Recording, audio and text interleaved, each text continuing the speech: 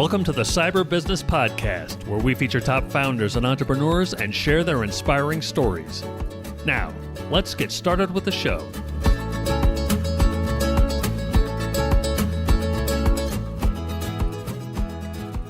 Matthew Connor here, host of the Cyber Business Podcast.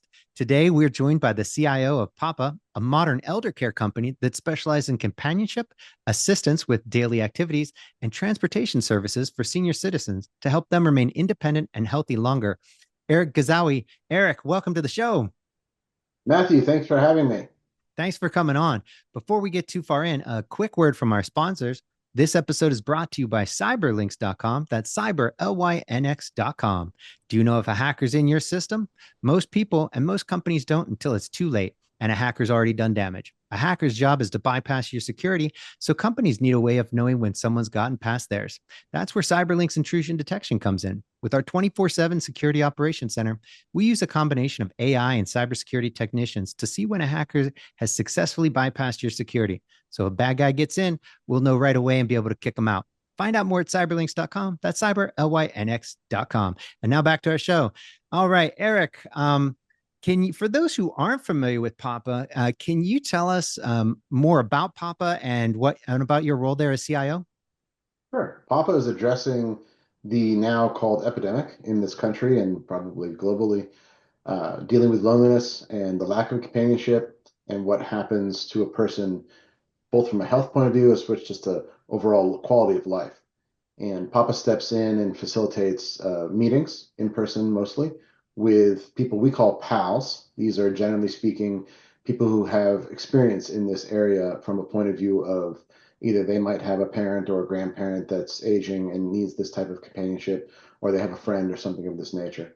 And we put together these meetings. This is all done through the Medicare Advantage system, which is a really strong and powerful ancillary benefit.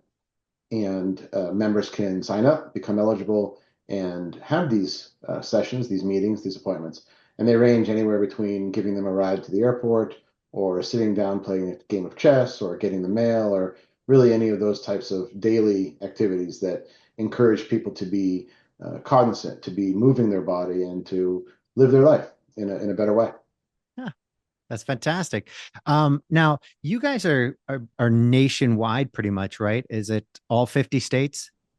That's correct. We have pals everywhere, and we are servicing members in most major cities as well as rural areas.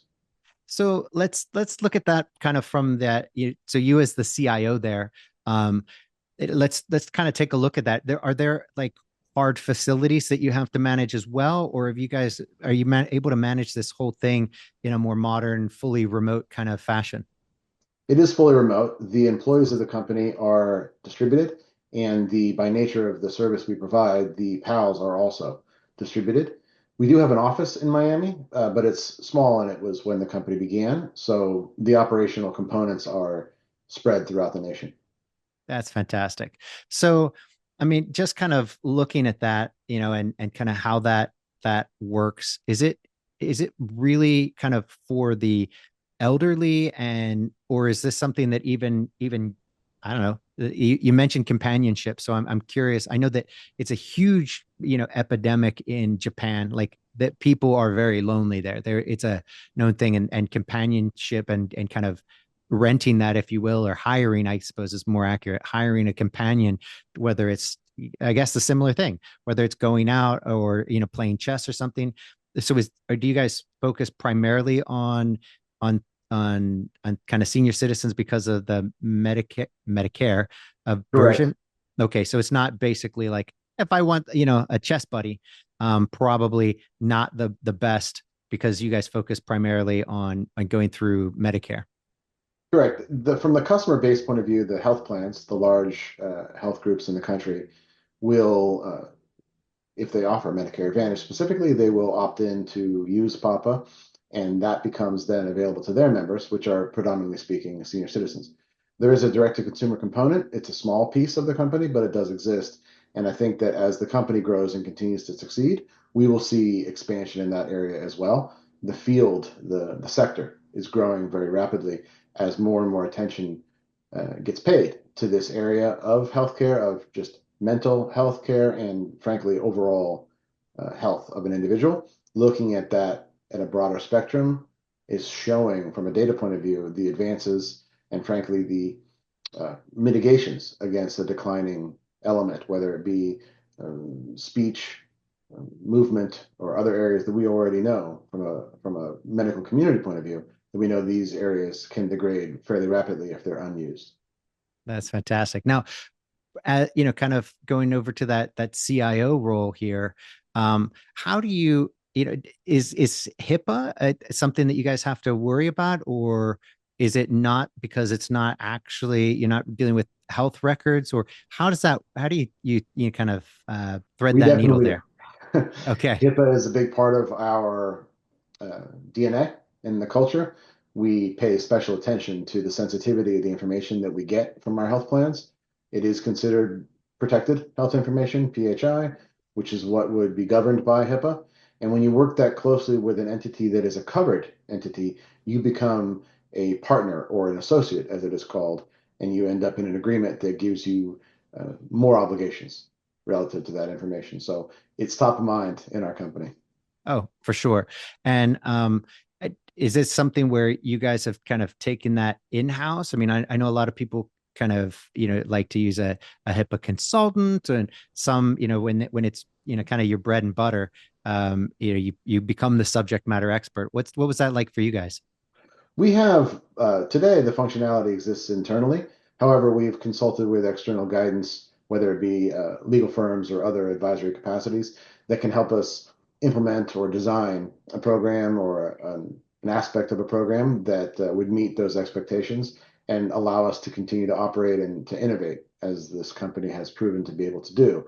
So it's important, I think, to be able to look at multiple viewpoints as you're designing a solution to Yeah. ensure that you can meet all of those important elements, whether that be regulatory, obligatory, or frankly, just being able to grow your company. Yeah. So did you guys, have you built a kind of internal platform, or is there something kind of, a CRM, is there something that's kind of prepackaged that you guys were able to use, or is this something that you've had to kind of develop yourself and build out? There is certainly a proprietary system internal to the company that allows us to manage the relationships with the members and the PALs and ensuring that those meetings are scheduled.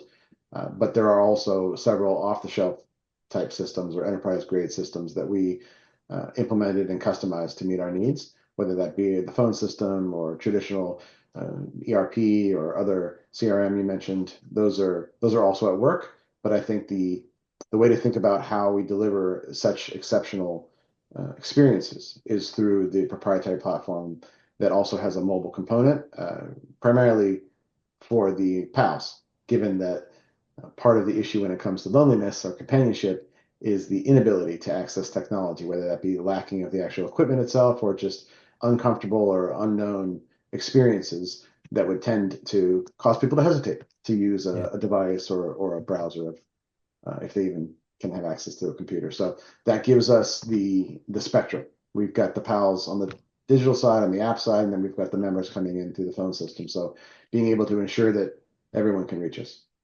That's great.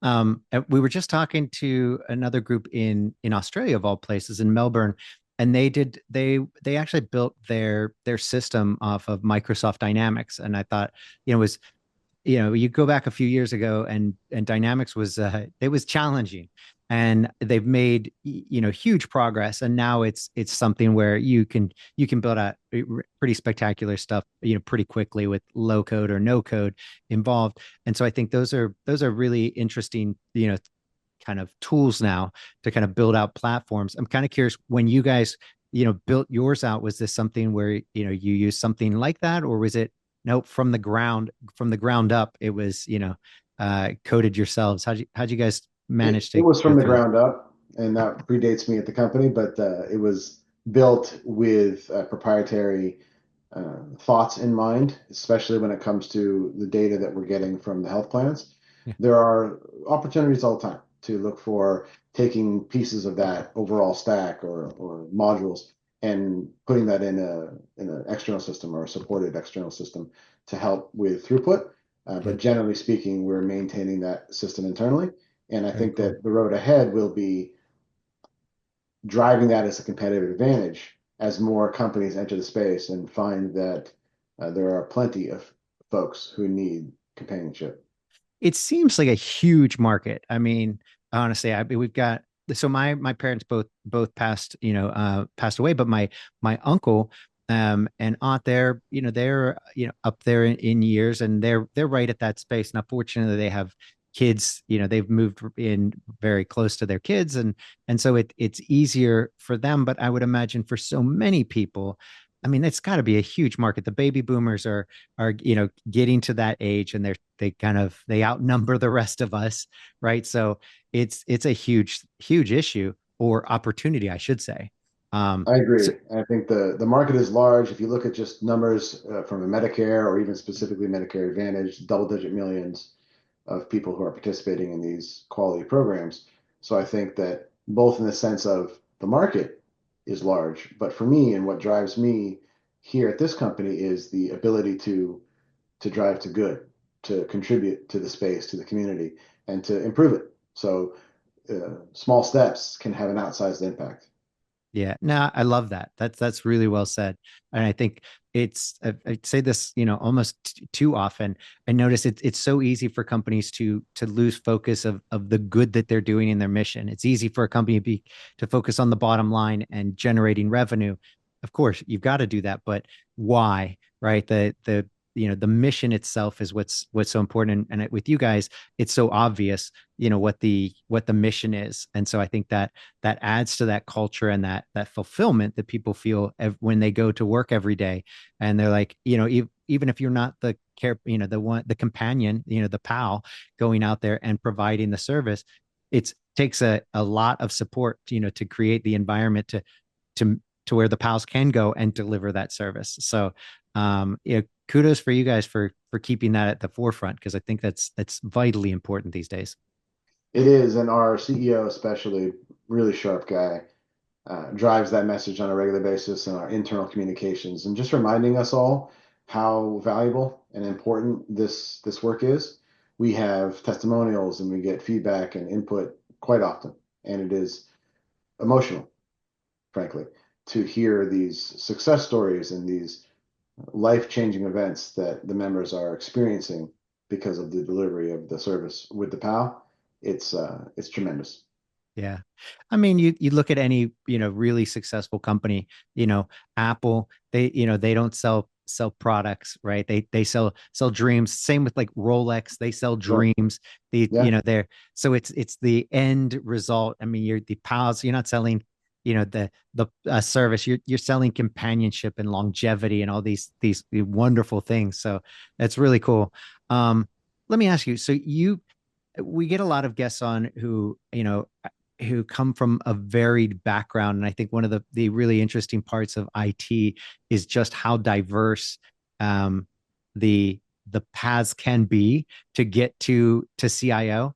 Very few people. Obviously, you can't come in from nowhere and be like CIO. Okay, you had to get there somehow, and so it's really interesting to see how we've had everybody from like truck drivers to you name it, who've made it into tech, and then their way up to CIO.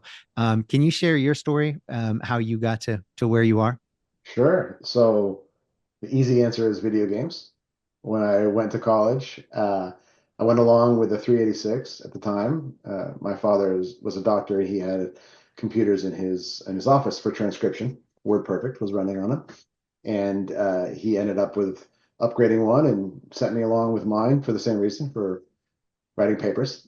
And I met someone in college who I ended up starting my first business with, and he and I wanted to play a game that uh, had a joystick component. And in order to get access to that, we needed to be able to access the extended memory in DOS, which required us to write a little script. And every time I wanted to play the game, I had to call him on the phone. And after the third time, I was like, I'm just gonna figure this out and do it on my own. And so somewhat the rest is history. Enjoyed doing our own company for quite some time, and then entered into the more startup corporate space in 2011 with TrueCar, and then various companies up until now. Yeah, that's fantastic. I mean, it's just it's so interesting because it's never the same story twice. And I think a lot of people think, that there is kind of a path. Like, doctors have a very specific path, and lawyers have a very specific path to becoming a lawyer. And not so with IT. There are a million ways to get into it, and a million ways to get to the top. And I think it helps for people looking at IT as a career path to know that you can come at it from any angle. And we take all comers. I mean, you're tired, you're weak, you name it. We're it's we take them all. So it's great. And I would say that there are commonalities in theme and good leadership and good output, competency. I think these will carry you far anywhere in any industry. And the openness, as you said, of this field, this broad term of IT that has grown and changed over time, over decades, to mean something new or different, or sometimes something old. And I'm fortunate to have been involved in companies with leaders that I was able to learn from. One in particular, I consider a mentor. So when you think about industry and you think about what's going to drive your involvement or what's going to bring you into the office, so to speak, daily, think about how you give and how you get. Think about feedback. I find it's critical. People will use the phrase feedback as a gift. It really is a gift. But I think of it as something a little bit more than that. It's a breadcrumb. It's you need to earn it, and once you get it, you need to demonstrate that you got it, so that the person giving you the feedback or the community at large will give you more, and then you can walk along that path and continue to gather and use it as an input and grow and mature and learn. It's critical. Yeah. No, 100%. Now, this is not you're really involved in the CIO world, if you will, right? I mean, um you're a member of Ignite, right? And the California branch, right? Is it the San Diego branch? How's that San work in Diego, actually, California? the national group is called Inspire. They've been around Inspire, for that's it. about 25 years. We recently, earlier this year, started the San Diego chapter on its own. There are a lot of folks here that wanted to be involved and have uh, our own DNA, our own approach to networking of this nature, and really driving that same type of value. What enticed me to be involved was to be connected with some of those folks, but also to give back. I'm interested in contributing and to build or improve or grow a community, and it felt like a really mm, meaningful way to do it, and it's turned out to be really well. Yeah, I mean, I think one of the things I love about Inspire, not Ignite, I don't know where that came from, but I think that one of the things I love about them is so many groups now they're vendor sponsored and funded and driven, and so anytime you go to any sort of event, it's just buy my stuff, buy, and yeah, maybe it's a great product, maybe you need it, but for the focus of every event and every talk and everything just to be about the purchasing process and then a little bit of education sprinkled in there. I don't know. I don't know if it taints, if it dilutes, if it just it changes it. And I think the really cool thing about what you guys are doing there, is that with Inspire, it is all just CIOs for CIOs, right? I mean, it is just a pure kind of support group, networking group, right? Is that It is that it's we look to be as commercial free as possible. There are still sponsors, and they are very important to the network. But their role is to support that same element, the community, the peer group, the networking, the communication, the support structure that you can get. And because of that facilitation, it enables and empowers everything else that you mentioned. It is about so you used words earlier, and I would say desensitize is a word maybe. there you What go? happens when it's heavily commercialized is that Yes. you either become accustomed to knowing what you're going to hear or assume what you're going to hear is in that same vein and perhaps tune it out slightly, which would be expected. And if what this group allows is that lack means that you can be more tuned and you can listen more attentively and be involved and gather and gain and contribute rather than the blanket commercial approach that will lead people to tune out. Yeah.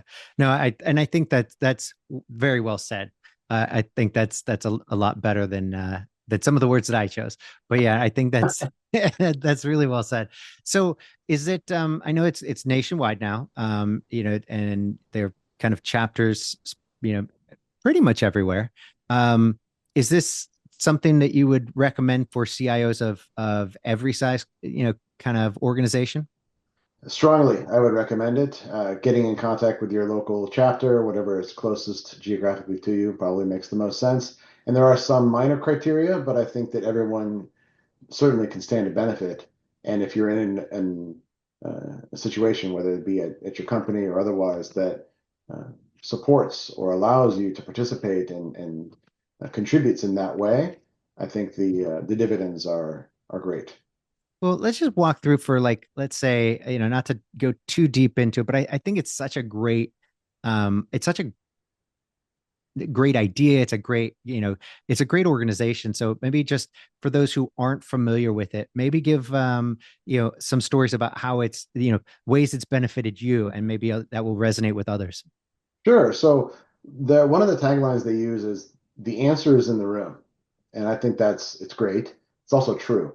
When you find yourself, we have weekly or biweekly strategy calls. Some of them have agendas. Sometimes it's just open forum. There's a large Slack group that we all belong to that spans the country. And it allows you to ask questions in what sometimes folks refer to as a safe space, where you're going to be supported rather than ostracized or pointed out that maybe you are less familiar with a certain technology or what event is taking place in the cyberspace.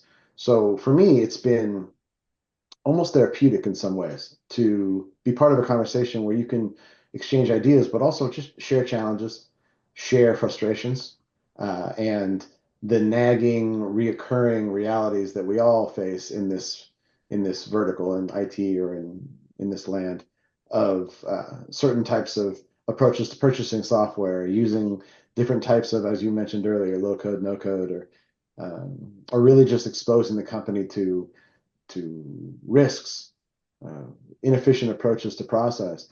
So being able to share that information in a room, what you're first going to get back is, oh, we hear you. We deal with that. And it's great to hear that from anyone, frankly, but to hear it from some of the names in the room that are at big companies, large companies, extremely well-known companies, it has that sense of, okay, well, it's not just because I'm at a small company, or it's not just because I'm new to this.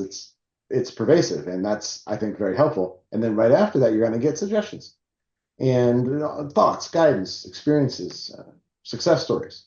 And then certainly if you ask, you get plenty of response. And it's a resource like no other.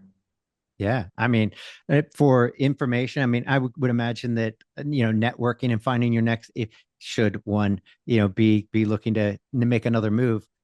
I mean, to already be networked in with so many other CIOs, where, oh, we've got this opportunity. I would imagine that's got to be just invaluable. There is definitely that. And I would say other components to that concept would be networking for your contacts, people who are changing the company that they're at currently. That gives you a channel to share that in the resume or LinkedIn and say, hey, look, this is a great person. Anybody looking for something like this? Also, the other side, which would be asking, anybody got somebody like this? Is great because you're going to get it from good folks and good referrals. And then there's component parts that they have built, the group Inspire, for leadership mentoring, of which I do, as well as women in leadership and women in technology. There's a lot of promotion of these functions that bring together people who may be members in this group or may otherwise be direct reports or other folks in these various companies that get together. So there's this extra layer of networking and growth that's taking place that I find to be very valuable. Oh, that's fantastic. Now, you mentioned leadership and mentoring that you do. Is that within your organization, or or at Papa, or are you talking about even outside, in Oh, Inspire, sure. or elsewhere even? So definitely inside Papa as part of the role, but I was referring specifically to Inspire. They have a fairly well organized mentorship style group. So they're reaching out inside the network to say, does anyone want to put someone up for this program? And then they're reaching out similar to say anybody willing to spend time and mentor, which I offered to do. And it's been great. Mentoring is both rewarding and it's also a nice way to improve yourself. Yeah. Teaching something or speaking about something helps you grow or learn that same topic over time. And helping, and in this case, most of the time, these are folks who are either in management, newly in management, or just very recently put into management, and they're looking for guidance. They're looking for confirmation that the path that they're on is the right one, or help them make a change, or look at something from a different viewpoint that would then be material in the approach that they're taking with their new staff, their new team. So it's really it's to have the feedback after you give some thoughts and use some phrases that they might say that, I'll get asked questions, hey, what do you do in something like this? And I'll say, well, try this, right? Set expectations, be very clear. And there was a person who went and tried that, like right after our meeting, came back and said, I just tried this and it really helped. So it's great to hear that. Yeah, I mean that's super rewarding, and it reminds me of the old a doctor training, the see one, do one, teach one, and it's just so helpful. I mean, I don't care what you're doing, you see somebody do it, and then you do it yourself, and then you teach somebody else to do it. It does such a great job of kind of ingraining that, so that it is a great opportunity, kind of both to pass on knowledge, but also to kind of grow yourself as the mentor. There's always opportunities to learn from people, Absolutely. I feel very strongly that you can learn from anyone. You just need to listen. And it also helps strengthen the value of this chapter of this national network. It means there's something for everyone at any level, and all it really requires is participation. Yeah. That's fantastic. I just love what you guys are doing there. I think it's, more industries need it. I'm glad that it's happening, in IT at the CIO level. It's, it's just so critical because the decisions you make there affect the entire organization. And once you're at the top, it's that whole, it's lonely at the top thing where, and especially in IT, where when you may be talking to the rest of the C-suite and, about topics, and you may not have somebody um, who can really understand, and you can't really talk to them about things. So having a room full of people, if you will, where you can bring thoughts, concerns, questions, and kind of field those in a safe place where you get, knowledgeable response back, I think is fantastic. That's just It invaluable is. stuff. It's very much an asset for me, and it's a privilege to be part of such a group.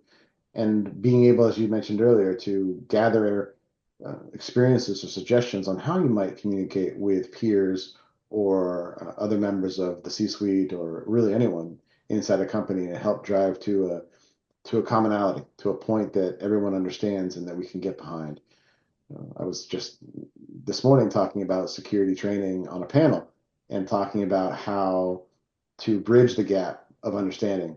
And this is more than just a requirement. This is something everybody should want to do, and getting that comfort and helping people see that path is really valuable. And being able to, as you said earlier, just test it in a way in a group and drop it in the middle and see what people have to say. It's very helpful. Yeah. Well, I think, guys of our age and I'd say even older, we were around at a time early on where we saw that you could know a lot about the industry. I mean, you could understand how the computer's working and everything because it was early times, and now things are advancing so rapidly in so many areas, whether it's AI in cybersecurity, how they come together in IT and information management and data loss prevention, you name all these areas where you used to be able to kind of understand, be an expert almost in many areas of it. And now there's so much of it and it's advancing so rapidly that I think it gives a lot of people a almost an insecurity of like, I can't possibly be, like I'm supposed to be the leader here. I'm supposed to know everything. and that's not necessarily true. I mean, that's not true. We know that's not even humanly possible now in technology. It's just it's not a thing, right? And so to be at that leadership level and kind of have a support system in place to where I think you were talking about earlier, where you've got these huge, CIOs of huge companies, and to hear them maybe say something where they're, I don't want to say vulnerable, but they express that they don't know everything, right? But having that support where they can get those answers and kind of how you build the team to help support to where you do have the kind of knowledge and expertise in your room, right, at the company, in the company, to be able to do those things. I think that's really important because especially in a smaller organization where you might not have a huge support group, in beneath you to kind of fill that in. There's got to be a lot of people out there who are thinking, I'm supposed to have all the answers, and it's just not possible. Well, and it's challenging also because when you get to a certain size company, even a small company, once you're past the 5 or 10 people in a garage or in a small, rented space, once you get to a more sizable organization, the difference between approaching governance in general, security is part of that, being a binary flip, it becomes about grade or level or intensity. And when you speak to folks in very large organizations, 30,000 person companies spanning the globe with billions in revenue and a great, great size department, when you hear from them that they're experiencing, in some cases, very similar challenges to what a small company would experience, it helps remind us all that we need to remember this is all about a journey, right? Compliance, even security, all of it it's not a destination. I mean, it's an ongoing event. And in that, you are balancing between company innovation, growth, and the potential for risks and how to enumerate them, how to identify them, how to treat them if that is the case, or mitigate them. And it's when you hear that large organizations are also talking about how do you deal with personal devices, how do you deal with local admin on company provided devices, that in some cases you'd expect that a company even the size of 2 or 3,000 people would have solved that for them, or at least developed a policy and held that far before. And so when you hear that they're still, looking at that and working on it and deciding how to do it and defining the policies and the terms, it's very uh, it's comforting. It gives you the sense that okay, well, we'll do this together. Certainly, I'm not going to know everything. No one's really going to know everything. But if we can exchange those ideas and determine those as inputs into a design, then you can reach that scale, that grade, the range ultimately of the application of something like governance. I love that. No, I think that's fantastic. Now, earlier you were talking about earlier today, even you were talking about awareness training, and I got to thinking, I think a lot of um, let's just say fully remote, especially nationwide organizations that people struggle with, even when you're in the same building, they struggle with training. So I'm kind of curious when it comes to awareness training, when it comes to training end users on using the PAPA system, you name it. Are there any sort of tricks, tips, the things that successes, lessons learned that you could share with people, and kind of Sure, things that sure. you've. So I've heard people say training doesn't work, and I strongly disagree. Training does work. The difference between an annual mandated 90-minute training that you're going to fall asleep in the first few minutes of, the difference between that, which is the more traditional or long-standing approach, and a targeted, audience selected, appropriate content, but most importantly, short, very short. You a couple of minutes, a little quick question, you move on with your day, and depending on the cadence, your week or your month, and you'll get another one, and it'll be relevant topics. They'll talk about things that happened out in the world, like the recent CrowdStrike situation, and then they'll give you a little play of a scenario or an example where something like that could happen and what to guard against. So for me, I think the cadence is very important. The content itself is extremely important, but it's about the value of the content and the length. So when you get good at that, then you can go into what I would call the more advanced elements like audience selection, bisecting the company in such a way, getting all the right roles, and then mixing them together and making sure that the system or the people running the system are paying attention to other events, like what's going on in the company. Is there a big marketing push right now? Are we doing a big release? Is there an all hands? Is there an offsite? Are we in the middle of our SOC 2? Or all these various things that are going to impact, or a month close or a quarter close for the accounting team. Those are things that are going to impact likelihood the adoption of a platform, their training, completion, even the scores on a test, all of that. So playing with those and understanding and getting the feedback and ultimately driving a customized approach to that, I think is critical. But the first out of the gate, what the table stakes to me are is the cadence and the short videos. Yeah, totally agree. I mean, that's obviously that we love that the exact same approach. The short and entertaining and educational, relevant, at least on the cybersecurity kind of that awareness training is so much better than the once a year 90 minutes nobody Right. wants to be here kind of And if session. you can make a connection to something that, of course, is applicable to any company, but also to someone's personal life, something like advice to recognize where an app on an app store may be less than creditable. That learning can help you in your personal life. You can share with family, with friends, your children, and it can mean something broader than what it means to the company, which will help enforce the protections the company is looking for, as well as protect individuals, which is theoretically another vector as well. So a lot of value in quick learning that someone can take away and apply to their daily life on a fairly immediate basis.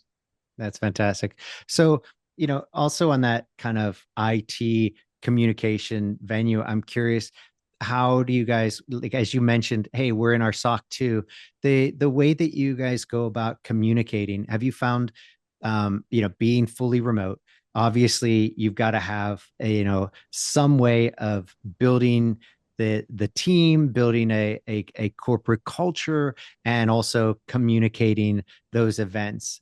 Are there any tools, tips, tricks, lessons learned? Sure, we have internal chat platform, one of the leaders, so you can imagine which one that might be. Yep. The uh, the value of it, I find, there's two really. One is lots of companies and companies I've been at, we're always looking for that opportunity to be a chat first organization, especially internal. The company I'm with today, Papa, has accomplished that. Some of that was driven by being remote and certainly through the pandemic, but also I think when you think about the stage of career that people are in and the comfort in using technology, it drives that adoption a little bit better.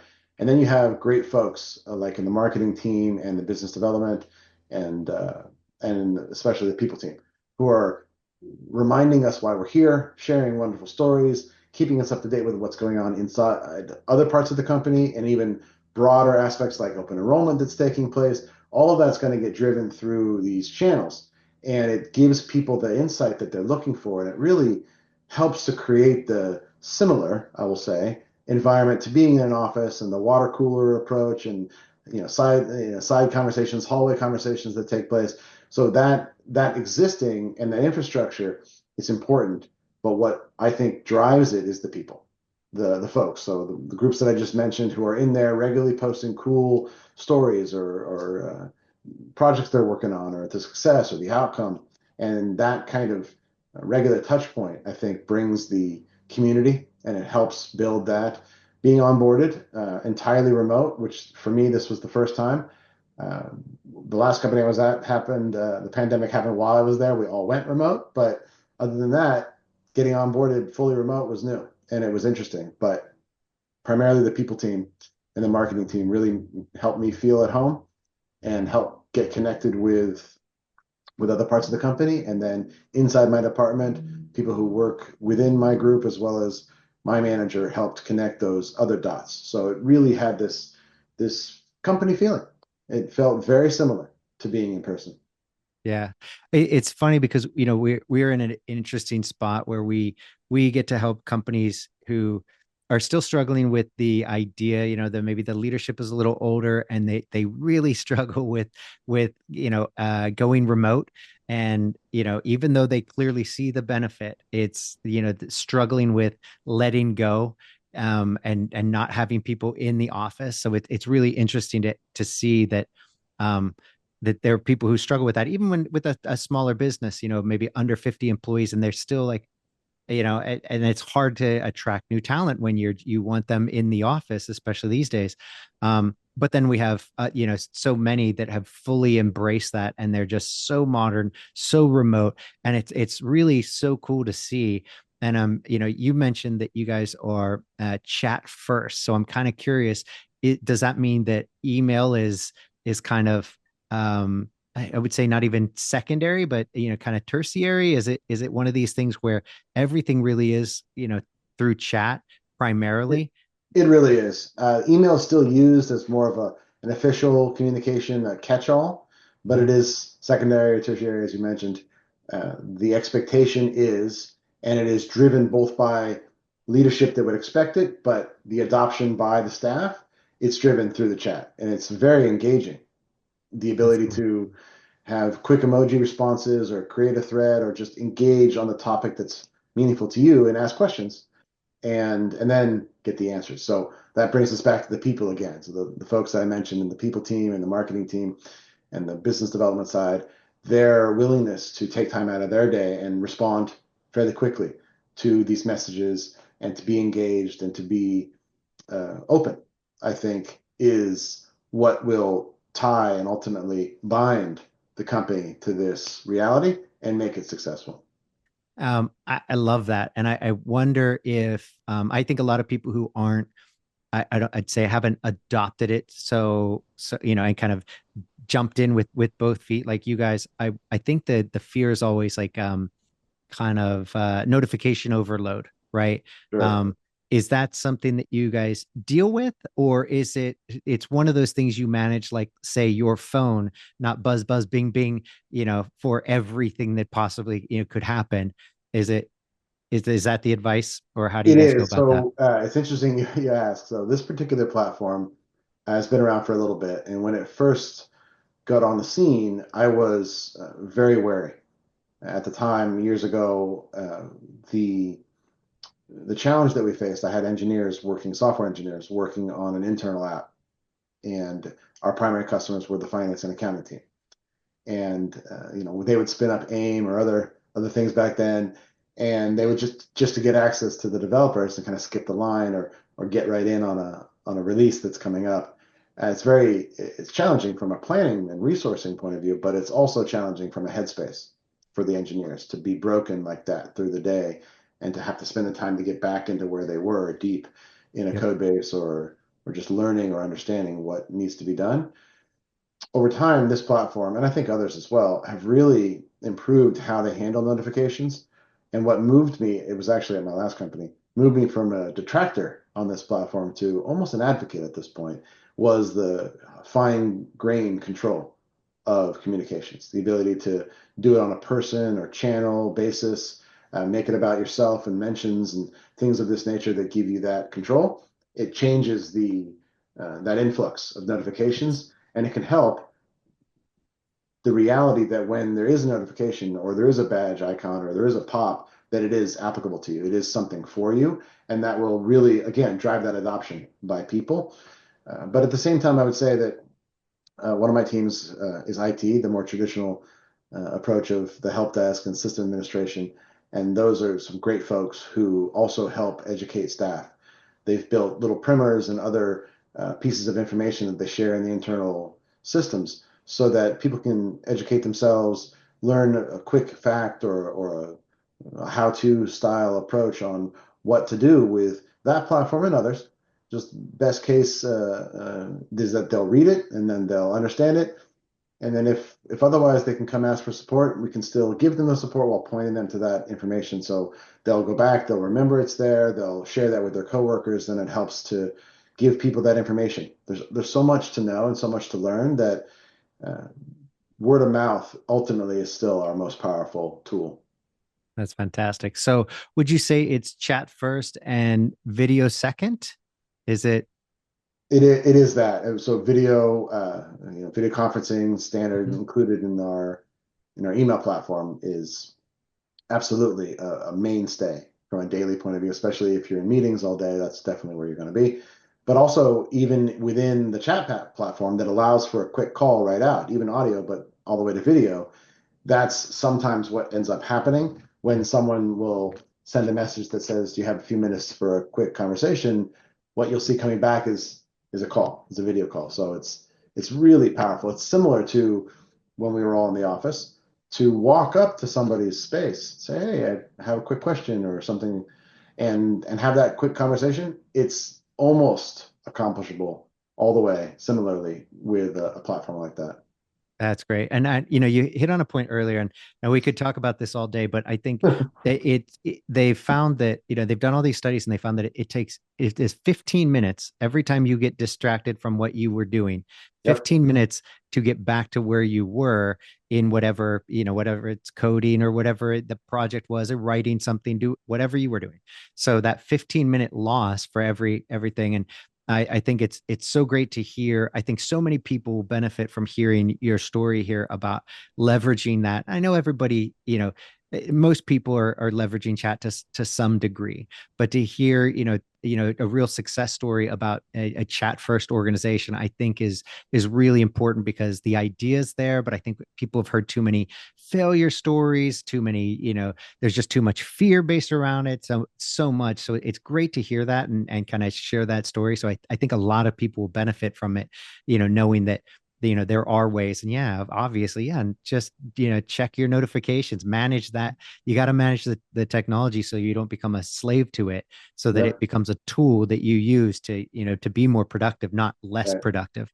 And make sure you ask your IT group for thoughts, suggestions, how others are doing it, where they found success, integrations with your calendar program, and looking for that to drive change in status or notification muting takes that decision or that task out of your list, and it becomes natural, so that distraction you're talking about perhaps happens less frequently. Yep, that's beautiful. Well, I think that's a great note to wrap up on it. That was fantastic. Well, before we go, can you tell everybody where they can find out more about you and more about Papa? Sure. So we're all on LinkedIn, myself, the company Papa, and then the company has a website, papa.com. Help you learn about the system, the program, as well as for folks who are interested in being a PAL and providing that service. That's how you would do that as well. Fantastic. Well, Erich, thanks again for coming on. It was a pleasure having you on the show today. Thank you, Matthew. I appreciate the invite.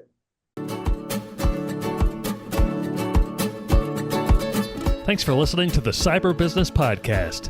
We'll see you again next time, and be sure to click subscribe to get future episodes.